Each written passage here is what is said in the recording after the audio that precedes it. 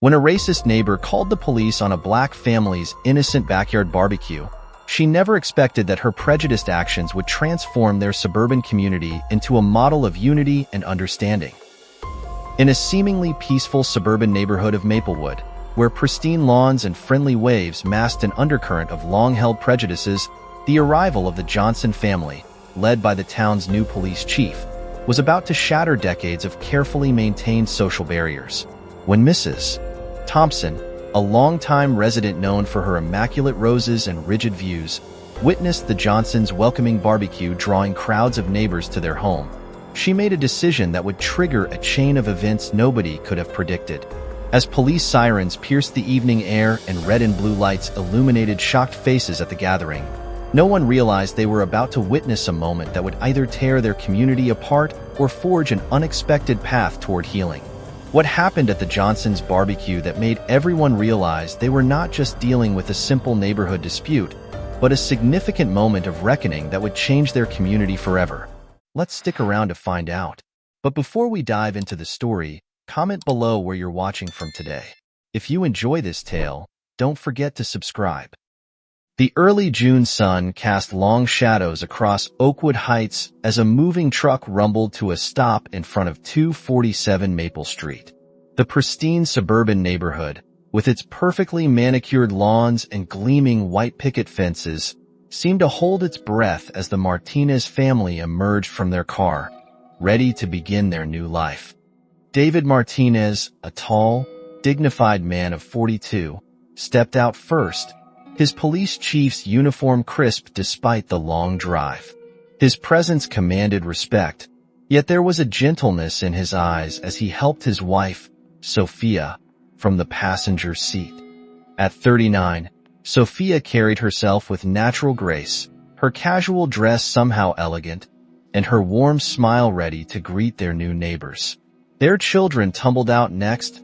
13-year-old Isabella, already showing signs of the confident young woman she would become, immediately started organizing boxes with surprising efficiency. Her younger brother, Lucas, clutched his favorite Iron Man action figure tightly as he surveyed their new surroundings with wide-eyed wonder. "It's even better than the pictures," Sophia breathed, taking in the colonial-style house with its fresh paint and spacious yard. The morning light caught the dewdrops on the well-maintained flower beds, making them sparkle like tiny diamonds. As the family began unloading their belongings, curious faces appeared in neighboring windows. A few brave souls ventured out to welcome them. The Wilsons, an elderly couple from next door, approached with genuine warmth in their smiles.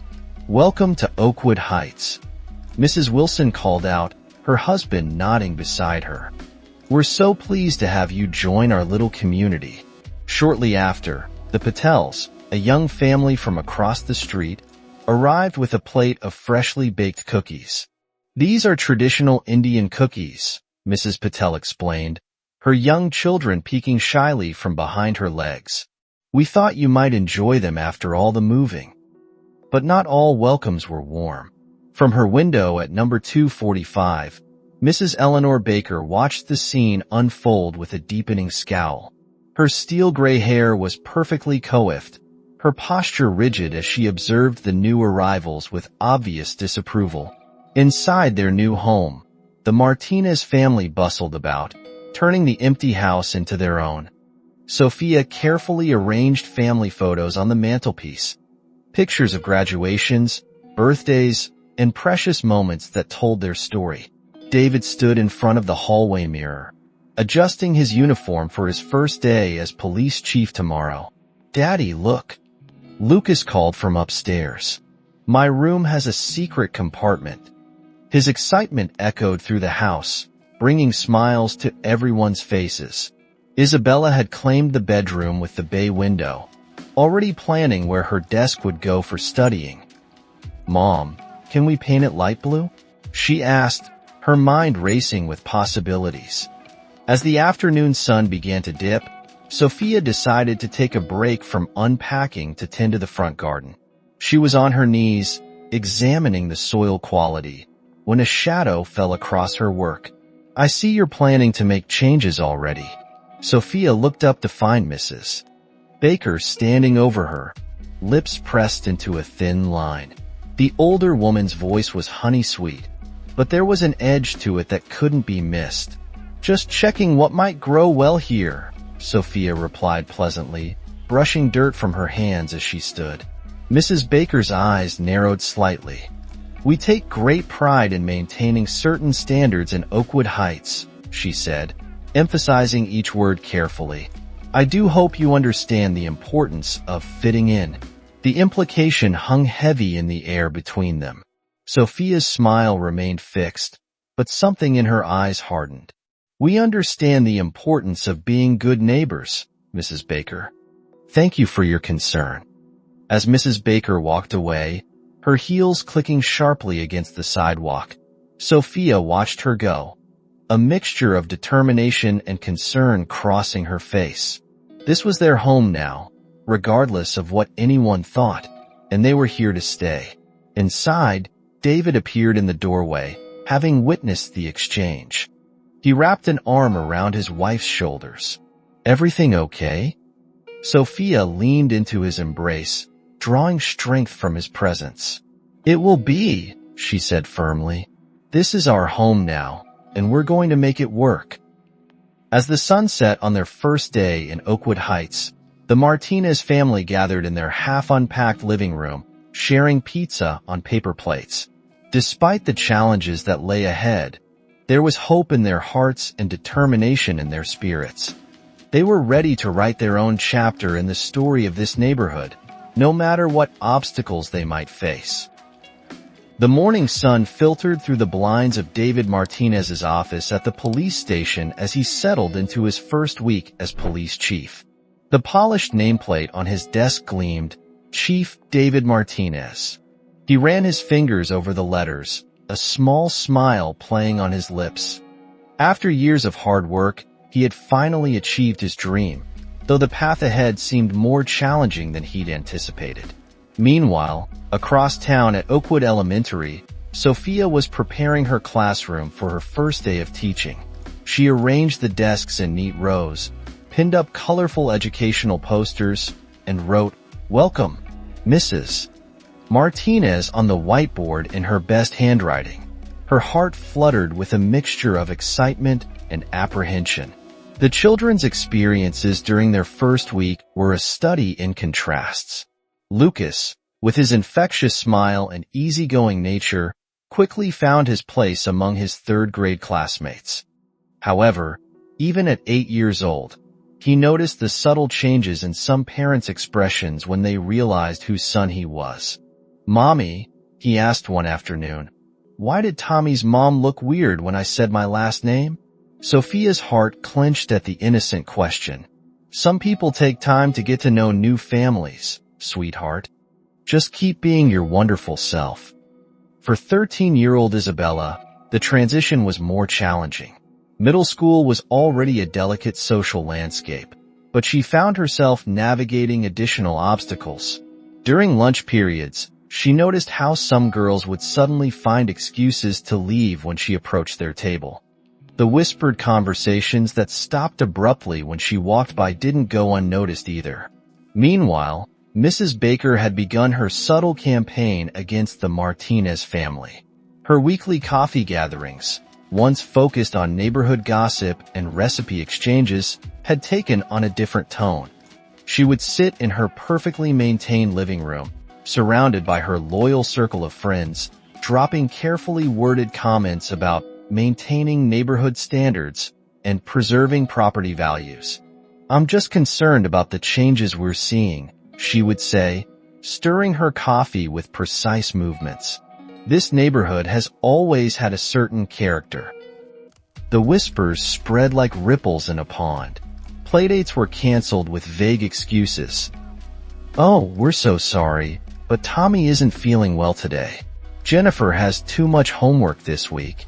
The pattern became impossible to ignore. One afternoon, while working on a school history project, Isabella made a startling discovery in the local library's archives. Thumbing through old newspapers from the 1960s, she found photographs that made her gasp. There, in black and white, was a younger Mrs. Baker, standing proudly at civil rights demonstrations, holding signs demanding equality and justice.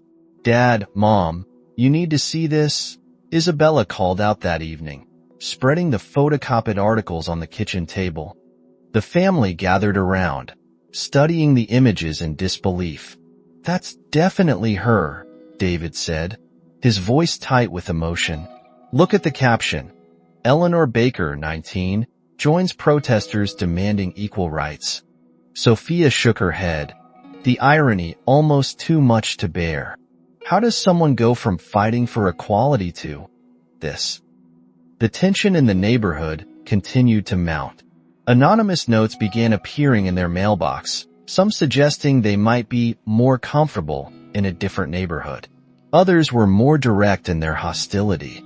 One evening, after the children had gone to bed, David and Sophia sat on their back porch, the weight of their situation hanging heavy between them. "Maybe we made a mistake," Sophia whispered, her voice catching. "Maybe we should have chosen a different neighborhood." David took her hand, his grip firm and reassuring. "No, we didn't make a mistake. This is our home now. We earned our place here, and we're not going to let anyone drive us away." Sophia leaned against him, drawing strength from his conviction. "I know. It's just, I never expected it to be this hard, especially not in 2024. "Change is never easy," David replied, his voice soft but determined. "But sometimes the hardest changes are the most necessary ones." As they sat there in the growing darkness, the chirping of crickets providing a gentle backdrop to their conversation, they reaffirmed their commitment to staying strong. They had faced challenges before, and they would face these ones too, together as a family. The seeds of discord had been planted, but so too had the seeds of resilience. The Martinez family's determination would be tested in the days to come, but they were ready to stand their ground, knowing that their presence in Oakwood Heights was about more than just finding a new home. It was about breaking down barriers and building bridges, one day at a time. The morning of the barbecue dawned bright and clear, perfect weather for an outdoor gathering. Sophia Martinez stood in her kitchen, surrounded by fresh ingredients and cooking supplies, her carefully planned menu spread out before her. She had chosen dishes that would appeal to everyone, traditional barbecue favorites alongside vegetarian options, homemade salads, and an array of desserts. "Everything needs to be perfect," she murmured to herself, checking her list one more time. In the backyard, David was meticulously setting up the grill station, making sure everything was in its place. The children had spent the morning helping with decorations. Isabella had strung colorful paper lanterns across the patio while Lucas arranged balloons with careful consideration. "Mom, do you think people will like the decorations?" Isabella asked, her voice tinged with hope and uncertainty. Sophia smiled warmly at her daughter. "They're beautiful, sweetheart. You've done an amazing job." The personal invitations they had delivered throughout the week had received mixed responses. Some neighbors, like the Wilsons and the Patels, had immediately accepted with genuine enthusiasm. Others had given non-committal responses or made excuses, but the Martinez family remained hopeful.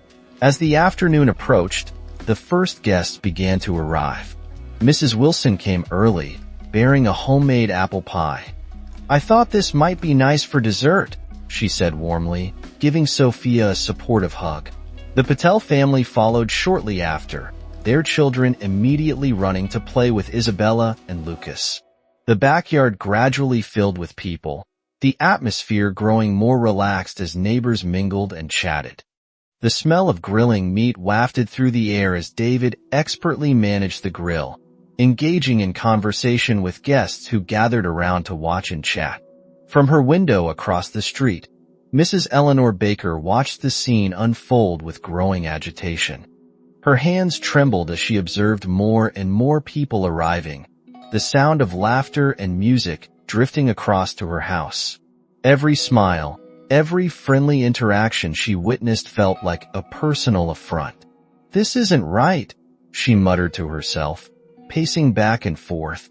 "They're taking over, changing everything."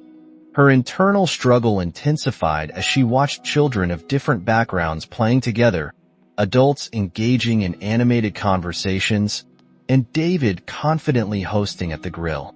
Finally, her anxiety and anger reached a breaking point. With shaking hands, she picked up her phone and dialed 911. 911. "What's your emergency?" "Yes, hello, Mrs. Baker began, her voice quavering but determined. "I need to report a disturbance in my neighborhood. There's a large gathering at 247 Maple Street, and I'm concerned about suspicious activity." "Can you describe the nature of the suspicious activity, ma'am?" "Well, there are a lot of people coming and going, loud music, and I just don't feel safe," she added, her voice dropping to a conspiratorial whisper. As she hung up the phone, Mrs. Baker returned to her window, anticipating the chaos she expected would ensue. Her heart raced with a mixture of fear and vindictive satisfaction. The party was in full swing when the police cruiser pulled up quietly outside. Two officers approached the backyard, their expressions professional but uncertain. The music continued playing, but conversations began to quiet as people noticed the police presence. David was in the middle of serving a burger when he saw them. He immediately set down the spatula and walked toward them, his posture straight but relaxed. The officers' eyes widened in recognition as they realized who they were approaching. "Chief Martinez," the first officer said, clearly surprised. "Officers Thompson and Rodriguez," David replied calmly. "What brings you to my home today?" The officers exchanged uncomfortable glances. "Sir, we received a complaint about noise and suspicious activity at this address." A heavy silence fell over the gathering. Guests shifted uncomfortably, some parents instinctively moving closer to their children. Isabella and Lucas stood frozen near the play area, their young faces confused and worried. Sophia moved to stand beside her husband, her hand finding his in a gesture of unity. The tension in the air was palpable as neighbors watched the scene unfold, many of them now realizing the true nature of the prejudice that existed in their community. "As you can see, officers," David said, his voice steady and professional, "this is simply a neighborhood barbecue. My family is trying to get to know our new neighbors." The officers nodded, clearly embarrassed. "Of course, sir. We apologize for the interruption. Enjoy your evening." As the officers departed, the party guests stood in stunned silence. The incident had stripped away any pretense of perfect suburban harmony, exposing the underlying tensions that the Martinez family had been navigating since their arrival. Sophia squeezed David's hand, both of them knowing that this moment would either divide their community further or become a catalyst for change. The music still played softly in the background, but the carefree atmosphere of earlier had been irreversibly altered. The children, especially Isabella and Lucas, looked to their parents with questions in their eyes, too young to fully understand the implications of what had just happened, but old enough to sense that something significant had occurred. The barbecue would continue, but this moment would mark a turning point in the neighborhood's history, a moment when the true character of their community would begin to reveal itself. The morning after the barbecue, an uncomfortable silence hung over Oakwood Heights. The Martinez family sat around their breakfast table, the events of the previous evening weighing heavily on their minds. Lucas pushed his cereal around in his bowl, unusually quiet. "Why did the police come to our party, Dad?" he finally asked, his young voice filled with confusion. "Did we do something wrong?" David exchanged a glance with Sophia before setting down his coffee cup. "No, son. We didn't do anything wrong. Sometimes people get scared of things they don't understand, and they make mistakes because of that fear." Isabella, more attuned to the undercurrents of what had happened, spoke up. "It was Mrs. Baker who called them, wasn't it? Her voice carried a mix of anger and hurt. I saw her watching from her window the whole time. Sophia reached across the table to squeeze her daughter's hand.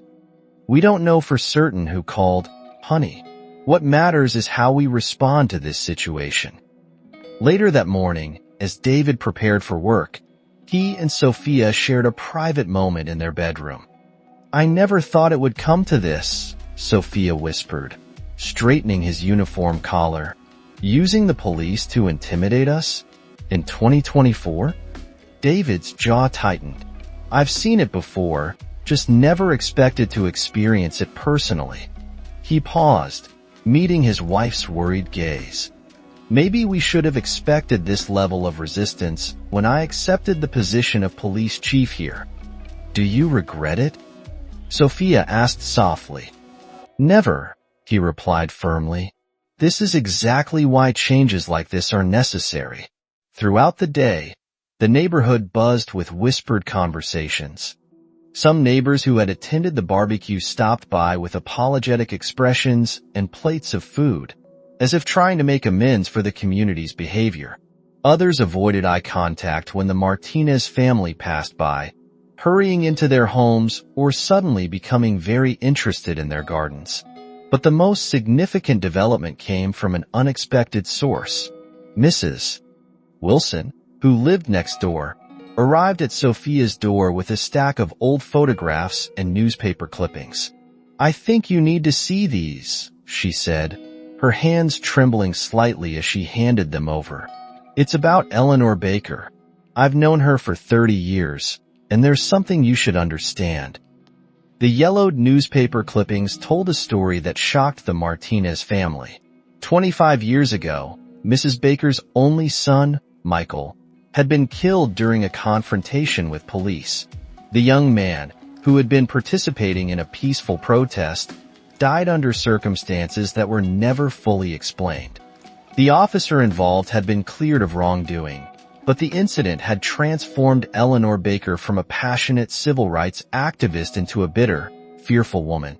She used to be different, Mrs. Wilson explained, her voice thick with emotion. After Michael died, something broke inside her. She couldn't reconcile her belief in justice with what happened to her son.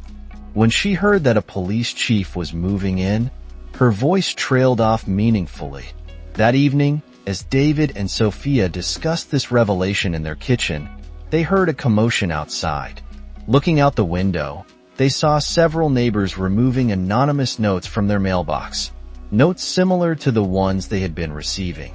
We won't stand for this anymore, they heard Mr. Patel saying firmly to another neighbor. This isn't what our community represents. The gesture of support, though small, meant everything. Yet, as David and Sophia watched from their window, they could also see Mrs. Baker in her home across the street, sitting alone in her darkened living room, the weight of her past visible even from a distance. Understanding doesn't excuse her actions, David said quietly, but it helps explain them. Sophia nodded, leaning against him. Maybe this is our opportunity, not just to change the present, but to help heal the past. As night fell over Oakwood Heights, the Martinez family gathered in their living room, stronger in their unity despite the day's revelations. The path forward wouldn't be easy, but now they understood that the story was more complex than simple prejudice.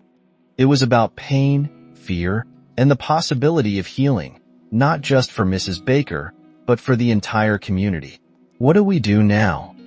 Isabella asked, voicing the question on everyone's mind. David looked at his family, determination in his eyes. We do what we came here to do. We build bridges, not walls. And maybe, just maybe, we help Mrs. Baker remember who she used to be. The Oakwood Heights Recreation Center buzzed with nervous energy as residents filed in for the hastily organized community meeting. The usually sparse meeting room had been transformed. Chairs arranged in a circle rather than rows, creating an atmosphere of equality and open dialogue. David Martinez stood near the entrance, greeting each arrival with a firm handshake and steady gaze. regardless of how they had treated his family in recent weeks. Sophia moved through the room, offering coffee and homemade cookies, her teacher's instinct for making people comfortable evident in every interaction. Isabella and Lucas helped distribute name tags, their presence a reminder of the future generation that would inherit whatever community they built today.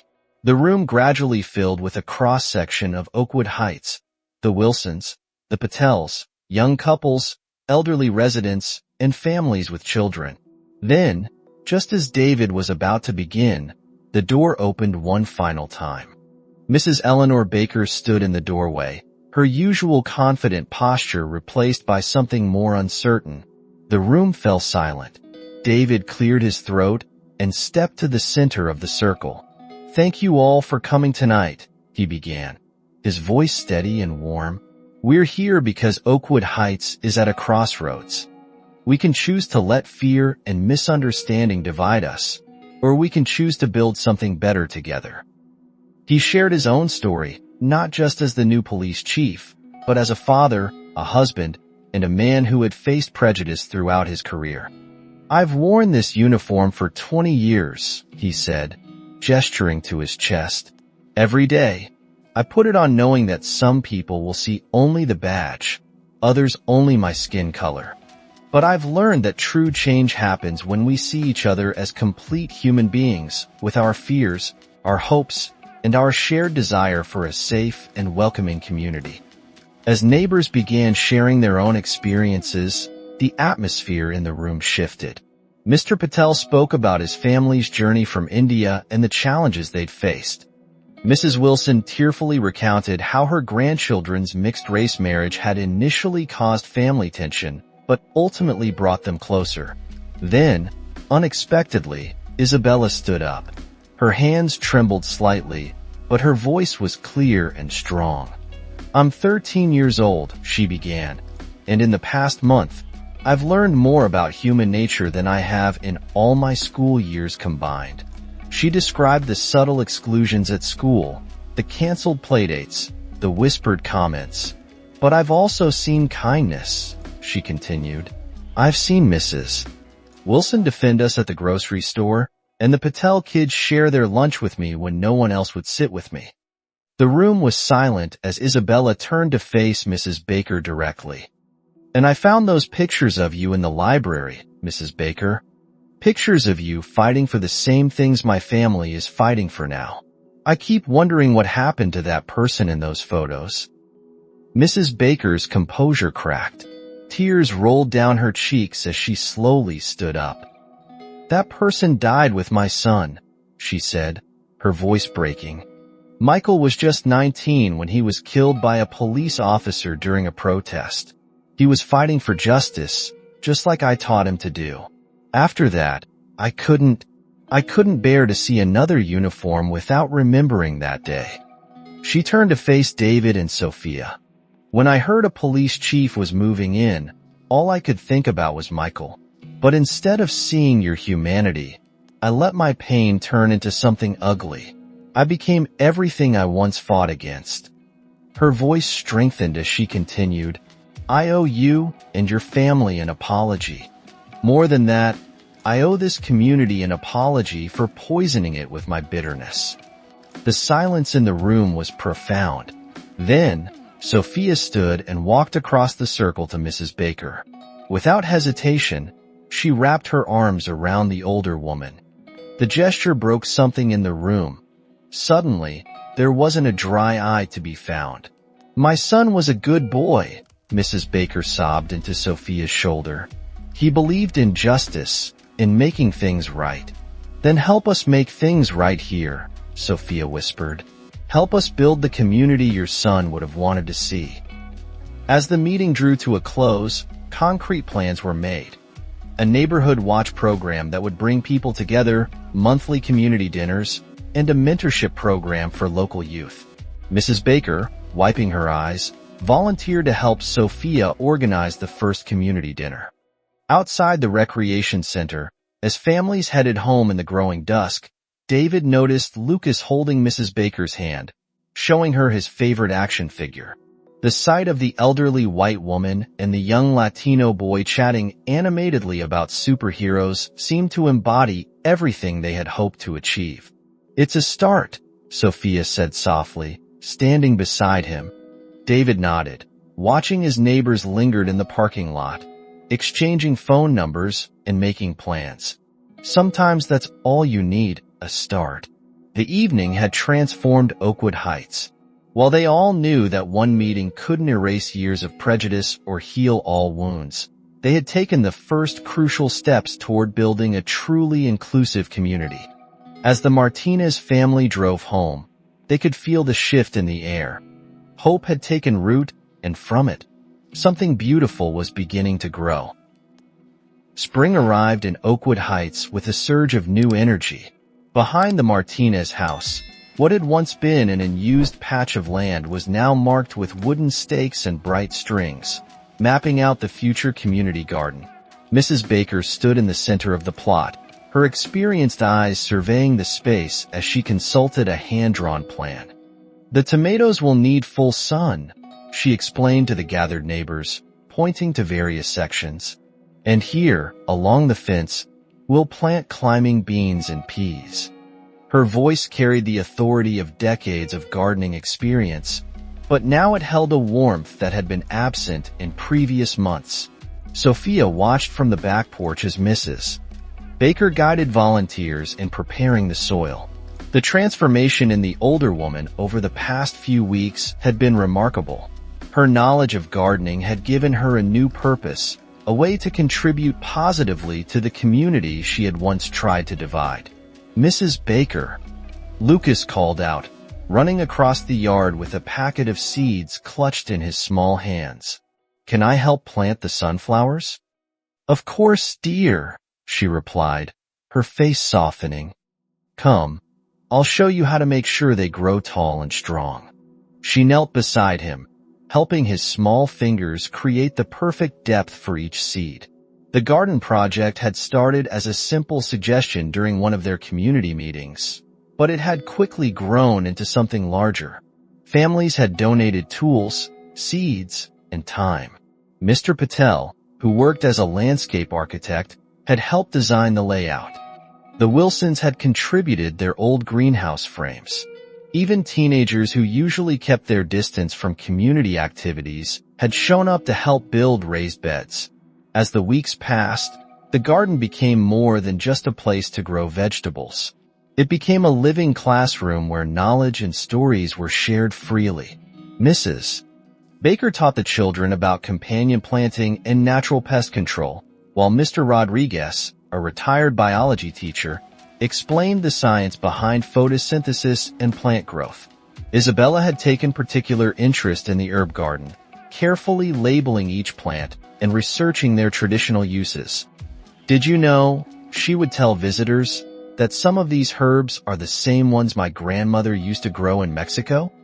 The garden's influence spread beyond its physical boundaries. Neighbors who had once hurried past each other now stopped to chat about their growing plants.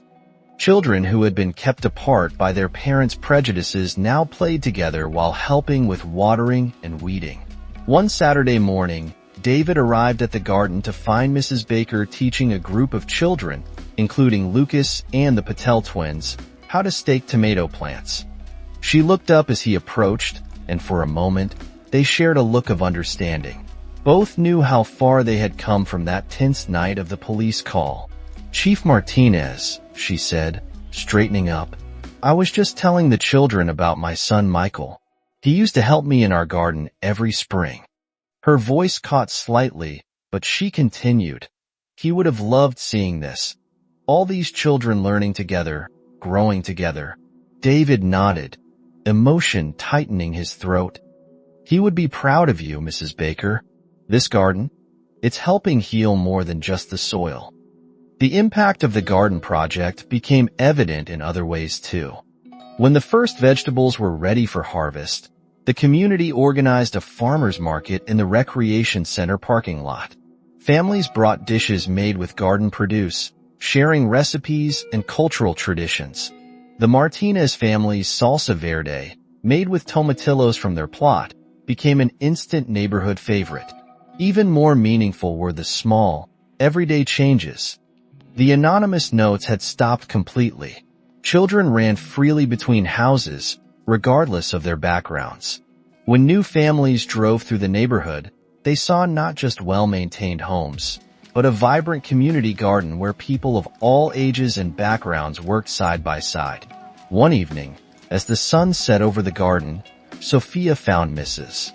Baker sitting on a bench near the sunflowers, which had grown taller than anyone expected. "Lucas has quite the green thumb," Mrs. Baker remarked, gesturing to the towering flowers. "Just like my Michael did." Sophia sat beside her, both women watching as fireflies began to dance among the plants. "Thank you," Sophia said quietly, "for helping us turn this space into something beautiful." Mrs. Baker reached over and squeezed Sophia's hand. "Thank you for giving me the chance to remember who I used to be and to become someone better." As darkness fell, the garden stood as a testament to what could grow when people chose to nurture understanding instead of fear. The seeds they had planted weren't just in the soil. They were in the hearts and minds of every resident of Oakwood Heights, promising a harvest of hope for generations to come. 1 year after the Martinez family moved to Oakwood Heights, the neighborhood had transformed beyond recognition. The once quiet streets now buzzed with the kind of energy that only comes from a truly connected community. The garden that had started as a peace offering had flourished into a sprawling oasis of vegetables, flowers, and herbs, mirroring the growth of understanding among the residents. On a crisp autumn morning, Sophia and Mrs. Baker stood in the garden, planning the upcoming harvest festival. The sunflowers that Lucas had planted now formed a natural archway, their heavy heads nodding in the breeze. "Can you believe it's been a year?" Mrs. Baker mused, her hands dirty from harvesting the last of the summer tomatoes. "Sometimes I look out my window and hardly recognize the neighborhood, in the best possible way." Sophia smiled, remembering those first tense weeks. It's amazing what can change in a year when people open their hearts.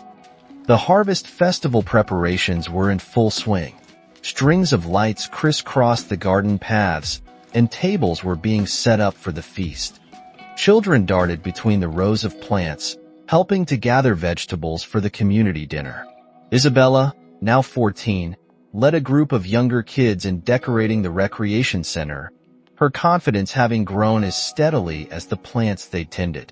David, still in his police uniform after his shift, joined them in the garden.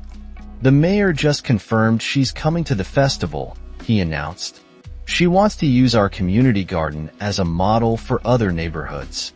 Mrs. Baker straightened up, pride evident in her bearing. "Well, we'll have to show her how a real community works together." She paused, then added softly, "Michael would have loved seeing all this. He always said change had to start in our own backyards." As the sun began to set on the evening of the festival, the garden glowed with warmth and life. Fairy lights twinkled among the plants, and the air was filled with the sounds of laughter and music. Tables groaned under the weight of dishes from every cultural tradition represented in the neighborhood. Sophia's enchiladas beside Mrs. Patel's samosas, Mrs. Wilson's apple pie next to Mrs. Baker's famous cornbread. Lucas tugged at his father's sleeve. "Dad, can I show the mayor my sunflowers? They're the tallest ones in the whole garden." David ruffled his son's hair. "Of course, Mijo. Those sunflowers are proof that beautiful things can grow anywhere if they're given a chance." The mayor's speech was brief but powerful, highlighting how Oakwood Heights had become an example of what communities could achieve when they chose unity over division. As she spoke, Mrs. Baker stood with the Martinez family, her hand clasped tightly with Sophia's. Later, as the celebration continued under the stars, a small group gathered near the garden's center. Mrs. Baker pulled out an old photograph, the same one Isabella had found in the library a year ago. In it, a younger Mrs. Baker stood at a civil rights rally, her face full of hope and determination. "I lost my way for a while," she said, looking at the photo. "But sometimes it takes seeing yourself through someone else's eyes to remember who you really are." She smiled at Isabella, who had become like a granddaughter to her over the past year. David raised his glass in a toast to remembering who we are and to becoming who we can be. The gathered neighbors echoed the sentiment, their voices joining in harmony. Above them, the harvest moon cast a gentle light over the garden, illuminating faces that now showed nothing but friendship and belonging. As the evening drew to a close, Sophia watched her children playing with their friends among the garden rows. Isabella was teaching younger kids about the herbs she'd grown, while Lucas proudly showed off his sunflowers to anyone who would listen. The sight of them, so confident and at home in this space that had once been unwelcoming, brought tears to her eyes. Mrs. Baker appeared at her side. "You know," she said quietly, "when you first moved in, I was afraid everything would change." She looked around at the vibrant community gathering, at the mixed groups of children playing together, at the easy conversations between neighbors of different backgrounds. "I was right. Everything did change, just not in the way I feared." Sophia squeezed her hand. "Change isn't always about losing something," she replied. "Sometimes it's about gaining everything we never knew we needed." As night fell over Oakwood Heights, the garden stood as a living testament to their journey, a harvest of hope that would continue to bear fruit for generations to come. The seeds of change they had planted had grown into something far more precious than vegetables and flowers. They had grown into a community where differences were celebrated, where fear had been transformed into friendship, and where every family could truly call it home. Don't forget to like and subscribe to our YouTube channel so we can keep bringing you the best stories.